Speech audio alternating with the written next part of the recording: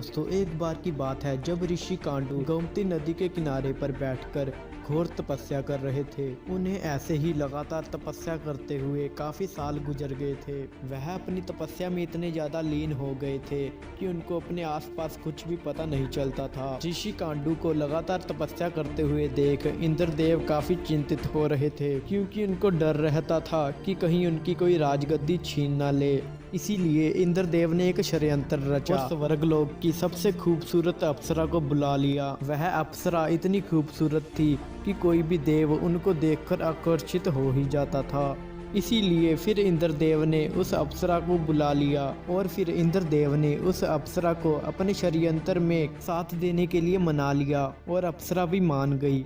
इंद्रदेव के कहने पर वो अप्सरा धरती लोक पर आ गई और ऋषि कांडू को अपनी शरारती हरकतों से अपनी ओर आकर्षित करने लगी।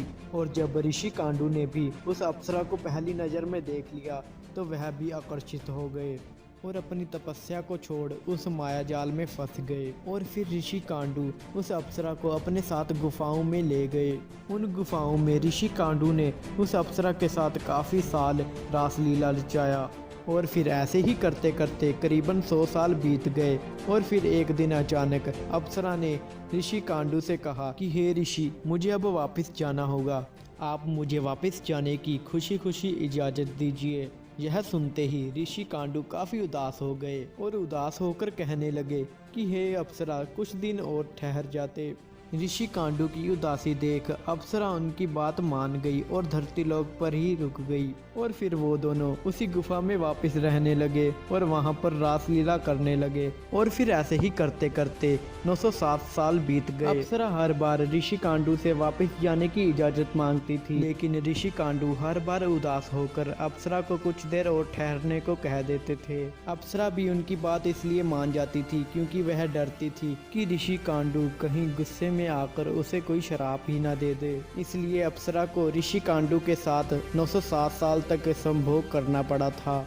लेकिन अब अगर हम बात करें कि ऋषि कांडू से अप्सरा को छुटकारा कैसे मिला था, तो एक बार ऋषि कांडू अपनी कुटिया से निकलकर बहुत तेजी से कहीं जा रहे थे और बीच रास्ते में अप्सरा ने ऋषि को रोक लिया और पूछने लगी कि आप कहाँ को जा रहे हो। फिर ऋषि कांडू ने जवाब दिया कि सूरज ढलने को है, मैं संध्या उपासना करने जा रहा हूँ, नहीं तो मेरा धर्म नष्ट हो जाएगा। यह सुनते ही अप्सरा मुस्कुराने लगी और ऋषि कांडू को याद कराने लगी कि आप तो कई सालों से गुफा में मेरे साथ ही रहते थे, तब तो आपने कोई संध्या उपासना नहीं की। यह सुनते ही ऋषि कांडू चकित होने लगे और कहने लगे कि हे सुंदरी, मैंने तो आज नदी के तट पर तुम्हें पहली बार देखा है। तो फिर अप्सरा ने उत्तर में जवाब दिया कि हे ऋषि, मुझे तो आपके पास आए हुए काफ़ी साल बीत चुके हैं, लेकिन शायद आप सब भूल चुके हैं। और फिर ऋषि कांडू कहने लगे कि हे सुंदरी, मुझे सच सच बताओ कि मुझे तुम्हारे साथ रहते हुए कितना समय हो गया है। फिर अप्सरा ने सारा वाक्य सुनाया और बताया कि मुझे इंद्रदेव ने भेजा था और मुझे आपके साथ सहवास करते हुए पूरे 907 साल हो चुके हैं। यह सारा वाक्य जानने के बाद ऋषि कांडू मन ही मन अपने आप को कोसने लगे।